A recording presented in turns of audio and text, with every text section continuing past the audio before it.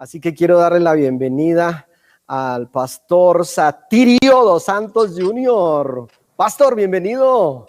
Muchas gracias, mi querido amigo, bendecido. Saludos, qué gusto. ¿Cómo estás? Excelentemente bien, muy contento. Cuéntanos dónde estás ahora. Bueno, me encuentro a unas 200 millas de Dallas, en una ciudad muy pequeña. Llegué hace unos 15 minutos corriendo para poderme activar contigo. Cuando hablamos al mediodía que estábamos checando todo, andaba en Dallas y me cambiaron los planes y me dijeron, te tenés que mover ahora. Y así que tuve que manejar casi 4 horas y estaba bastante preocupado por el tiempo, pero aquí andamos. Un frío bárbaro, un frío Sí. bárbaro. Está tan frío que imagínate que estaba como ese rocío que cae cuando hay un frío húmedo. Sí. Y comencé a prender los parabrisas y había hielo. Empecé a escuchar un ruido extraño y era que se estaba congelando el parabrisas. Uy. Así que imagínate, estamos -4 aquí ahorita. Uy, tremendo. Pues qué alegría tenerte. Y sé que por encima de todas las situaciones que hoy viviste y que vivimos, estamos aquí, hay una cita especial. Para nosotros, cada vez que estás aquí, es un regalo de parte de Dios. Por favor, salúdame a Alexandra, tu esposa. ¿Cómo está ella? Muy bien, está aquí a mi diestra, está ahí. Solo que está tan reventada del cansancio que digo, yo me voy a tumbar aquí un ratito mientras termina. Pues saludos, qué bueno que estés con nosotros. Y bueno, hemos querido hacer un formato en este congreso donde hay muchas preguntas que surgen hacia los hombres de Dios. Hay muchas cosas equivocadas que la gente piensa de ellos, hay muchas inquietudes que quieren saber cómo hicieron para llegar a ser usados por Dios, tener un testimonio estable, una familia, los frutos visibles que se ven. Entonces, quisimos hacer un formato de preguntas y bueno, aquí te tenemos, te vamos a hacer unas preguntas, ¿estás de acuerdo? Yo estoy muy de acuerdo, así que podemos iniciarla con todas. Estoy listo para responder lo que quieras. Bueno, entonces yo voy a arrancar así. Te cuento que estas preguntas le pregunté al liderazgo, bueno, ¿qué quisiera preguntarle a un pastor? Y no, eso se despacharon. Pregunta y pregunta y pregunta y pregunta. Entonces seleccionamos algunas para cada noche tener unas preguntas y que cada persona se pueda sentir identificada con esas preguntas. Así que voy a empezar con la primera. La primera dice, ¿qué es lo que la gente supone de la vida de un pastor que es totalmente falso? Hasta bueno, buena. esta está muy buena. Esa la sacaron ahí debajo de la manga. Lo que la gente supone de la vida de un pastor que es totalmente falso es que dice que el pastor no trabaja, que el pastor no se esfuerza. Wow. Eso mucha gente lo supone, pero nosotros quizás trabajamos a la par, voy a compararlo, ¿verdad? Como el esfuerzo físico, como el que está en la construcción todo el tiempo, levantando cemento, subiendo escaleras, pegando, haciendo toda una serie de cosas que al final del día llegan muy cansados por el tema de la radiación del sol, la fatiga, la sed, el cansancio, todo lo que produce al final un día de trabajo así. El pastor, la gente cree que no hace nada, pero hacemos demasiado. El hecho de que tengamos que sostener una congregación, cargar con casi los problemas de todo el mundo, porque todo el mundo pide consejería, pero el pastor, ¿a quién le pide consejería? El pastor le resuelve el problema a todos, pero ¿quién le resuelve el problema al pastor?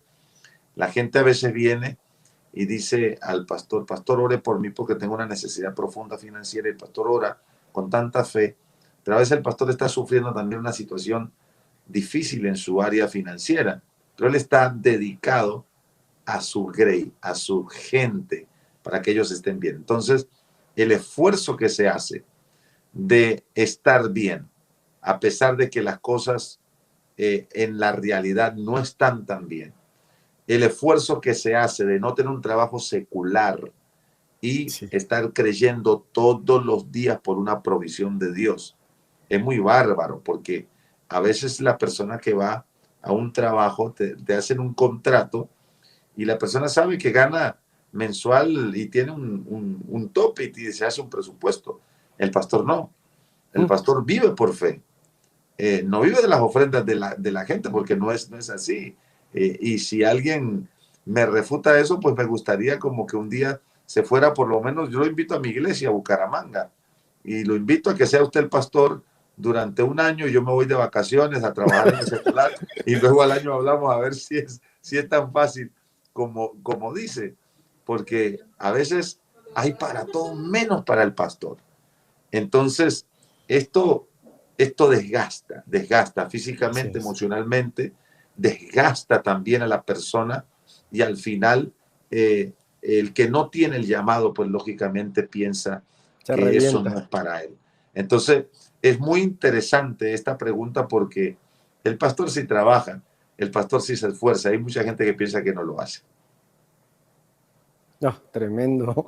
Me gustó mucho el ejemplo que hiciste con el que trabaja en construcción, porque aquí no solamente se desgasta el pastor espiritualmente, físicamente, y me parece muy poderoso lo que dices porque todo el tiempo está permaneciendo en fe. Sí, o Exacto. sea, tiene que tener el nivel de fe para estar ahí. O sea, no se puede dar el lujo a veces de decir, no, no, no, porque no, esa es la labor a la que Dios nos llamó. Entonces, creo que Exactamente. esa respuesta es muy poderosa. Muchas veces cree la gente que el pastor no trabaja y creo que está muy bien. ¿Algo a Y agregar? sí, sí, agrego algo. Y nosotros primero trabajamos sin sueldo, que eso es una cosa Loca. impresionante y loca. Dos, trabajamos horas, no son 8 horas, trabajamos horas que la gente no entiende. A veces 1 de la mañana está uno atendiendo un caso. Yo me acuerdo una vez que me llegó una consejería a las 8 de la noche, desesperado, ya me estaba yendo para la casa, era un martes, día de descanso, y ya me iba a ir tranquilo para la casa, a recostarme, a verme una película. Ese día creo que había Copa Libertadores y me quería un partido porque uno es humano. Claro, Y ya estaba claro. yo con la cabeza. Y las 8, pastor, que es que hay una familia, que por favor. Y cuando atiende era un problema gravísimo, una cosa muy grave, muy grave. Así que ese detalle duró desde las 8 de la noche hasta las 2:30 de la mañana. Y esto no lo paga el gobierno, esto no lo paga nadie, esto lo Así paga es. Dios. Así que al final terminé reventado, las personas se fueron contentas a su casa, yo me fui reventado y al otro día, ese mismo día, a la mañana, 5 de la mañana, era el devocional y tenía que estar ahí, como si no hubiera pasado. Y después del devocional, siga corrido hasta las 8 9 10 de la mañana. ¿Por qué? Porque la gente que está alrededor te absorbe y siempre vas a tener pues la presión, ¿no? del trabajo que va más allá de los propios límites. Así Súper, que eso es más o menos lo que vivimos nosotros los pastores. tremendo. Yo creo que eso dejó una claridad. Segunda pregunta, pastor. Suéltala. Si una persona le servía a Dios y falló y se alejó, ¿cómo se puede restaurar para que continúe dando fruto? Yo pienso que la mejor restauración es la restauración que hacemos con la misericordia, acercarnos a la gente que ha fallado y que ha vivido cosas muy difíciles. Tenemos que acercarnos como Cristo se acercó a aquella prostituta que todo el mundo la quería apedrear y todo el mundo la quería matar, aún los que se habían acostado con ella. No sé si era que tenían celo porque el otro también, y David, no sé, estaba enamorado, despechado, no sé, pero ahí todo el mundo quería matar a la prostituta. Y Jesús, cuando se encuentra con ese escenario, una de las cosas que me llama la atención es el nivel de misericordia con que Él se acerca. Él se acerca a un nivel muy alto de misericordia y de Sí, así amor. es. Y nosotros, a veces como que olvidamos eso, porque Él estuvo dispuesto no solo a perdonarla a ella, sino que también estuvo dispuesto a perdonarnos a nosotros todas las faltas que hemos cometido y aún las que cometemos. Él está dispuesto a seguir acercándose a nosotros con misericordia. De hecho, la palabra dice que cada mañana sus misericordias son nuevas. Entonces, a las 12 de la noche, cuando cae ya, empieza a arrancar el nuevo día y cae la última segundo de la noche y va a empezar el amanecer, la misericordia del Padre se renueva. Y dice, poderoso. ¿pecaste? Sí. En la vida de restauración de la iglesia. Pero si nosotros hoy vamos a la palabra, nos encontramos que tenemos que practicar el amor, practicar la misericordia. Y yo creo que cuando alguien cae o alguien falla, y más un líder o alguien que nosotros amamos, que está dentro de la iglesia, que conocemos su currículo, pues tenemos que echarle la mano y tenemos que decirle, venga, acérquese confiadamente al trono de la gracia, porque vas a alcanzar oportuno socorro si te acercas a él. Y no juzgarlo, sino decirle, aquí estamos. No para encubrir el pecado, ojo, estamos aquí para que juntos podamos salir adelante. Y esto es extender la misericordia. Por eso Jesús, cuando vio todo ese rollo que estaba pasando con esta prostituta, lo primero que dice, el que esté libre de pecado que tire la primera piedra. ¿A quién se atrevía? Nadie se atrevía a tirar la piedra, porque todos estaban llenos de basura por dentro. Así que hoy, si nosotros nos acercamos a alguien que ha fallado, que ha vivido momentos difíciles, con la piedra encima, yo creo que estamos faltando un principio bíblico y es la misericordia y el amor. Y creo que la iglesia, más que acusar, está para restaurar. Excelente, estamos para restaurar, sobre todo porque creo que somos un cuerpo y nosotros estamos para levantar a los demás. De hecho, Gálatas lo dice así, ¿no? Así Cuando es. alguien caiga, con mansedumbre levantarlo. Y una persona, escuché algo que me impactó mucho, Satiri, fue que Pedro tuvo un mal día y Jesús lo levantó, Wow. mientras Judas tuvo un mal corazón. Wow. Y hay que detectar eso. ¿Fue un mal día o fue un mal corazón? Tremendo. Tercera pregunta. Suéltala. ¿Cómo haces para no poner tu identidad en el ministerio y no dejar que el ministerio te defina? Bueno, esta es una excelente pregunta. El que la Sí, hizo, excelente. nos ha estudiado mucho a todos. Excelente pregunta, me parece también muy buena. Sí, bueno, no nos podemos dejar amedrentar por las cosas que ocurren alrededor, ni tampoco por las presiones, en este caso concilios, iglesias o paradigmas de los ministerios. Nosotros tenemos que tener muy claro quiénes somos, a dónde vamos, y eso nos va a dar a nosotros la claridad para tener identidad sin que nadie nos defina. Por ejemplo, a Satirio Junior no lo define Asambleas de Dios, no lo define Centro Cristiano, ni tampoco lo define Vida de Fe Internacional. Satirio Junior es Satirio Junior y punto. Yo soy yo. Sí. Esto quiere decir que cuando usted se pone a hablar conmigo, usted se da cuenta que yo soy una persona común y corriente que estoy definido en algo. Y esto es muy interesante, muy importante, porque nuestra identidad no se puede borrar. Yo discrepo mucho de los que inclusive hasta cambian su manera de hablar. Sí. Siervo. Sí, yo tengo algunos amigos que ellos antes de ser pastores hablaban normal, así como yo hablo y como tú hablas. Pero después que empezaron a ser pastores, ya cambió hasta el hablado y hablan así como hablaba Walter Mercado. Sí. con, ¿Cómo? con una voz impostada o impuesta, sí. Una voz rarísima. El caminado, todo. Y una cosa rara y una mística y una cosa extraña. Y mi esposa me mira de reojo. Dice, pero es que tú los ves hablando, amados, pero esa no es la voz de él, esa no es la identidad de él. Lo mismo ocurre con el artista, el cantante, o el locutor, ¿no? El locutor Sí, a veces lo define el papel que hace en la radio, pero no es él. Cuando tú lo ves por fuera del escenario, es otra persona. Entonces dice, y al fin, ¿quién es? ¿Quién es? Son dos personajes totalmente distintos. Ahora, el pastor, y ojo con lo que voy a decir, no puede ser en el púlpito una cosa y luego afuera otra cosa. así es. Esto es muy interesante, esto es muy importante. Pero aquí va lo otro. No podemos tampoco nosotros eh, querer mostrar a la gente todo el tiempo que estamos en un púlpito predicando.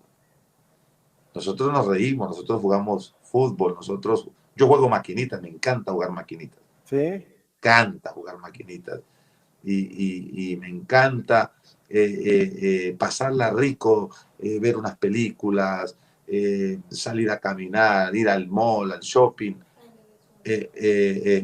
agarrar a los perros, jugar con ellos, volverme loco con ellos.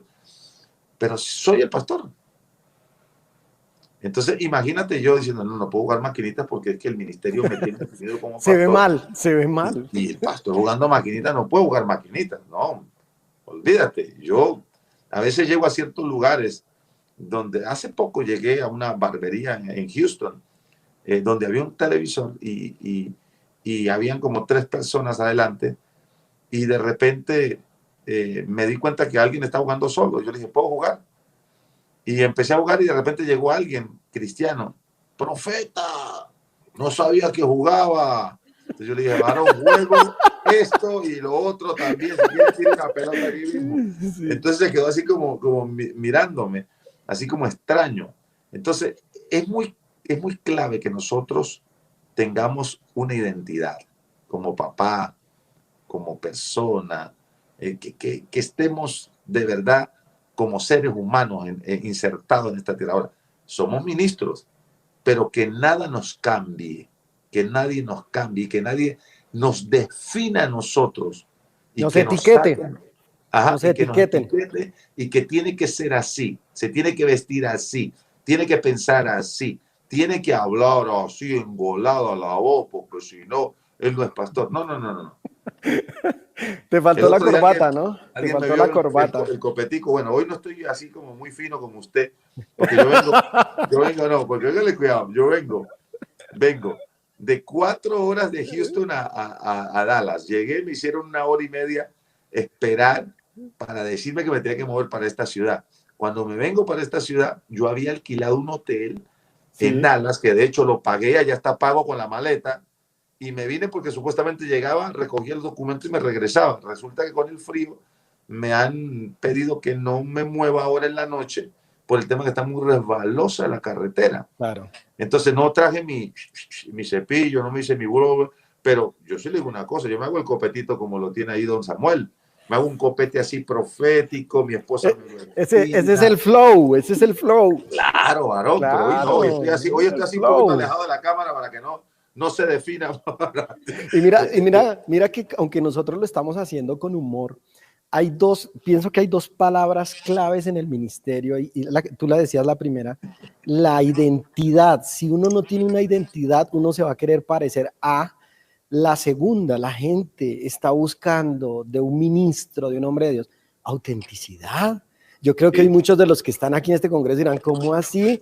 Yo vine a escuchar al profeta aquí, me está diciendo que juega maquinitas. Pues somos auténticos. La echemos un autenticidad partido es para que me clave. echemos un picado a ver quién gana. Es que es clave eso que tú acabas de decir. Es clave, porque nosotros somos humanos también. Así es.